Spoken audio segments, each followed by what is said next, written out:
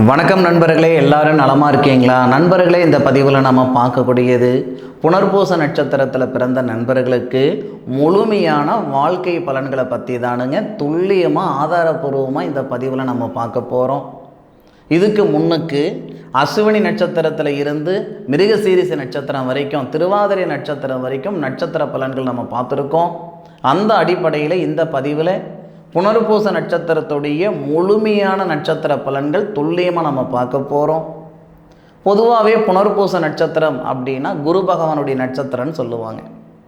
நட்சத்திரத்துடைய நாயகன் யார் அப்படின்னா அதிபதி குரு பகவான். புனர்பூச நட்சத்திரத்துடைய அதிதேவதை யாருன்னு பார்க்கும்போது ஸ்ரீராமர் பிறந்த நட்சத்திரம் தானுங்க புனர்பூச நட்சத்திரம். அப்போது புனர்பூச நட்சத்திரம் முதல் பாதம், இரண்டாவது பாதம், மூன்றாவது பாதம் மிதுனத்திலையும், புனர்பூச நட்சத்திரம் நான்காவது பாதம் கடகத்திலையும். அப்போது புனர்பூச நட்சத்திரம் முழுமையான நட்சத்திரம் கிடையாது. 3 பாதி மிதுனத்திலையும் 1 பாதி கடகத்திலையும் கொண்ட நட்சத்திரம் தானுங்க புனர்பூச நட்சத்திரம். பொதுவாக அந்த புனர்பூச நட்சத்திர நண்பர்கள் எப்படி இருப்பாங்க அப்படின்னா, தான் வயசுக்கு மேலே உள்ளவங்க கிட்ட தான் சவகாசம் வச்சுக்குவாங்களே தவிர தான் வயசுக்கு கீழே உள்ளவங்க கிட்ட சவகாசம் வச்சுக்கிட மாட்டாங்க. மனசுக்குள்ளாரையே 1000 கணக்கு போடுவாங்க. ஒரு முறை ஒரு விஷயம் நினச்சிட்டாங்க அப்படின்னா 10 முறை யோசனை பண்ணாலும் அதே முடிவில் தான் இருப்பாங்க. முன்னாடி வச்ச கால் முன் வச்ச கால் பின் வைக்கிறது இல்லைன்னு சொல்லுவோம் இல்லைங்களா? அது யாருக்கு பொருந்துமோ இல்லையோ அந்த புனர்பூச நட்சத்திரத்தில் பிறந்த நண்பர்களுக்கு நல்லாவே பொருந்தும். அதுபோக ஏமாந்துட்டு வந்தாலும் வருவாங்களே தவிர ஒருத்தரை ஏமாற்றிட்டு வரத்துக்கு இந்த புனர்பூச நட்சத்திர நண்பர்கள் நிச்சயமாக லாக்கிப்பட மாட்டாங்க. படிப்பு ஸ்தானம் கூட புனர்பூச நட்சத்திரம் மிதுன ராசியில் பிறந்தாலும் சரி, அல்லது புனர்பூச நட்சத்திரம் 4வது பாதம் கடகத்தில் பிறந்தாலும் சரி, ராசியாதிபதி புதனும் சந்திரனமாக வருவார். ராசியாதிபதி மிதுனத்தில் பிறந்தா புதன், கடகத்தில் பிறந்தா சந்திரன். எது எப்படி இருந்தாலும் குரு பகவான் தான் புனர்பூச நட்சத்திரத்துக்கு அதிபதி. கண்ணு பார்த்தா கை வேலை செய்யும். மீன் குட்டிக்கு நீச்சல் கற்றுக் கொடுக்க தேவையில்லைன்னு சொல்லுவோம் பாருங்க. அந்த மாதிரி ஒரு விஷயம் பார்த்த உடனே தெரிஞ்சுக்கிடுவாங்க. சைக்கிள் ஓட்டுறதுலேருந்து வண்டி வாகனம் ஓட்டுறதுலேருந்து தானாக விழுந்து தானாக கற்றுக்கிடுவாங்களே தவிர அவங்களுக்கு ஒரு வாத்தியார் தேவையில்லைங்க. நான் படிப்புக்கு சொல்ல வரலைங்க, பழக்க வழக்கங்களை சொல்கிறேனுங்க. படிப்பு பழக்க வழக்கங்கள் வேறு இல்லையா? அந்த பழக்க வழக்கங்கள் அப்படின்றது நிச்சயமாக மட்டு மரியாதையாக இருக்குமே தவிர மரியாதை குறைவாக இருக்கிறதுக்கான வாய்ப்புகள் இருக்காது. வாங்க அப்படின்னு சொல்லக்கூடிய இடத்துல தான் அந்த புனர்பூச நட்சத்திரத்தில் இருப்பாங்களே தவிர வா போன்னு சொல்லக்கூடிய இடத்துல அந்த புனர்பூச நட்சத்திர நண்பர்கள் இருக்க மாட்டாங்க. நிறைய குருகுலத்தில் ஆசிரியர்கள் எல்லாம் பார்த்தீங்கன்னா இந்த புனர்பூச நட்சத்திரத்தில் நிறைய பேர் பிறந்திருப்பாங்க. அதே மாதிரி சமூக சேவையில் இருக்கிற நண்பர்கள் எல்லாம் பார்த்தீங்கன்னா இந்த புனர்பூச நட்சத்திரத்தில் நிறைய பேர் பிறந்திருப்பாங்க. அதுபோக உணவு சம்மந்தப்பட்ட ஹோட்டல் பிஸ்னஸாக இருக்கட்டும், இல்லை உணவு சம்மந்தப்பட்ட எந்த ஒரு தொழில் செய்துக்கிட்டு இருந்தாலும் அந்த நண்பர்கள் அதிகமாக இருக்கக்கூடியவங்க இந்த புனர்பூச நட்சத்திரத்தில் அடுத்தவங்களுடைய பசியை ஆற்றக்கூடிய இடத்துல அவங்க இருப்பாங்க. அல்லது ஒரு ஹோட்டலில் வேலை செய்துக்கிட்டு இருப்பாங்க. ஒன்று ஒரு ஹோட்டல் வச்சுருப்பாங்க உணவு சம்மந்தப்பட்டது, இல்லையா அந்த இடத்துல வேலை செய்துக்கிட்டு இருப்பாங்க. இந்த மாதிரி அமைப்புகள் எல்லாம் இந்த புனர்பூச நட்சத்திரத்தில் பிறந்த நண்பர்கள் நிறைய பேர் இருப்பாங்க. அதுபோக சுய தொழில் செய்கிறதுல நாட்டம் அதிகமாக காட்டுவாங்க. காசு பணம் கம்மியாக இருந்தாலும் பரவாயில்லைங்க, லாபம் கம்மியாக இருந்தாலும் பரவாயில்லைங்க, நிறைவு வேணும்னு நினைக்கக்கூடிய நண்பர்கள் இந்த புனர்பூச நட்சத்திரத்தில் ஏராளமாக இருப்பாங்க. புனர்பூச நட்சத்திரத்தில் பிறந்த பெண்கள் நிறைய பேர் மருத்துவத்துறையில் நர்சிங் படித்தவங்களோ அல்லது மருத்துவம் படித்தவங்களோ, மருத்துவம் சார்ந்த படிப்பு படித்தவங்களோ நிறைய பேர் இருப்பாங்க. இந்த பிஹெச்டி படித்தவங்கெல்லாம் பார்த்திங்கன்னு வச்சுக்கோங்களேன், இந்த புனர்பூச நட்சத்திரத்தில் பிறந்தவங்க நிறைய பேர் இருப்பாங்க. சரிங்களா? டாக்டரேட். அப்போது இந்த புனர்பூச நட்சத்திரம் நண்பர்கள் அப்படின்னா ஏதாவது ஒரு வகையில் ஒருத்தருக்கு உதவிகரமாக இருப்பாங்களே தவிர 100% நம்பலாம். சுட்டு போட்டாலும் கூட வந்தவங்களை ஏமாத்துகிற குணம் இந்த புனர்பூச நட்சத்திர நண்பர்களுக்கு நிச்சயமாக இருக்காது. அதே மாதிரி புனர்பூச நட்சத்திர நண்பர்கள் திருமணத்துக்கு அப்புறம் தான் மேலுக்கு வருவாங்க. நிறைய பேர் ஆண்களாக இருந்தாலும் சரி, பெண்களாக இருந்தாலும் சரி, அந்த திருமணத்துக்கு அப்புறம் தான் அவங்களுக்கு வளர்ச்சி அப்படின்ற ஒரு விஷயம் உருவாகும். படிப்பு இருக்குதுங்க, படித்த படிப்புக்கு உண்டான வேலை இல்லை அப்படின்னா திருமணத்துக்கு அப்புறம் நிறைய நண்பர்களுக்கு வேலை வாய்ப்பு, ஒரு பர்மனெண்ட்டாக அமைகிறதுக்கான சூழ்நிலைகள் உருவாகும். சுய தொழில் செய்கிறதுக்கான சூழ்நிலைகள் உருவாகும். வீடு வாசல் வாங்குறதுக்கான சூழ்நிலைகள் உருவாகும்.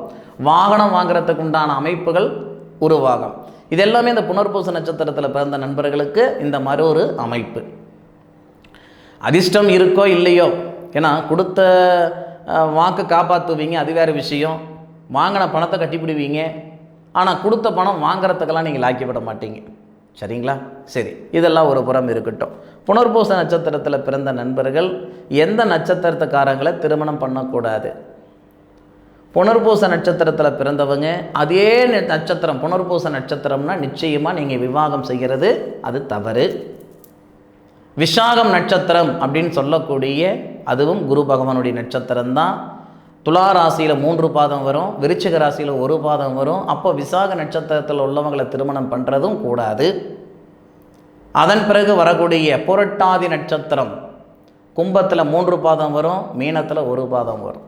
அப்போது அந்த புரட்டாதி நட்சத்திரத்தில் பிறந்தவங்களையும் திருமணம் பண்ணுறது வீம்புக்கு வீரியத்துக்கும் சூரிய முழுங்குற மாதிரி, சரியா? அது செட் ஆகாதுங்க. அதன் பிறகு இதே புனர்பூச நட்சத்திரத்தில் பிறந்த நண்பர்கள் யாரை நம்பலாம், யாரோட சேர்ந்து தொழில் செய்யலாம், யாருக்கு காசு பணம் கொடுக்கக்கூடாது, இல்லை யாரோட சேரக்கூடாது, யாருடைய சவகாசமே வச்சுக்கக்கூடாது அப்படின்னா புனர்பூச நட்சத்திரம் அது மிதுனத்தில் வர்றவங்களுக்கு விருச்சிக ராசியுடைய அமைப்பு கம்மியாக இருக்கும், மகர ராசிகளுடைய அமைப்பு கம்மியாக இருக்கும். இதே புனர்பூச நட்சத்திரம் 4வது பாதத்தில் வர்றீங்க, கடகத்தில் வர்றீங்க அப்படின்னா தனுசு ராசிகளுடைய அமைப்பு குறைவாக இருக்கும். அதுபோக கும்பராசிகளுடைய அமைப்பும் குறைவாக இருக்கும். அப்போ அவங்கள திருமணம் பண்ணுறதும் தவறான ஒரு செயல் தான். புனர்பூச நட்சத்திரம் நண்பர்கள் எந்த திருத்தலத்துக்கு போயிட்டு வந்தால் நிறைவாக இருக்கும்? பொதுவாக இஷ்ட தெய்வம் அப்படின்றது நமக்கு நிறையா இருக்கும். ஒரு பிரச்சனை இருக்கும்போது ஒரு கோவிலுக்கு போய் அந்த பிரச்சனை சரியாயிடுச்சுன்னா அப்பத்திலிருந்து அந்த கோவிலில் இருக்கக்கூடிய சாமி தான் நமக்கு இஷ்ட தெய்வம், அது வேற. ஆனால் இந்த பிரபஞ்சம் நமக்காக இந்த நட்சத்திரத்தில் நம்ம பிறந்த இந்த எழுத்தில் தான் பேர் வைக்கணும் அப்படின்னு தீர்மானம் பண்ணுறது இந்த பிரபஞ்சம்.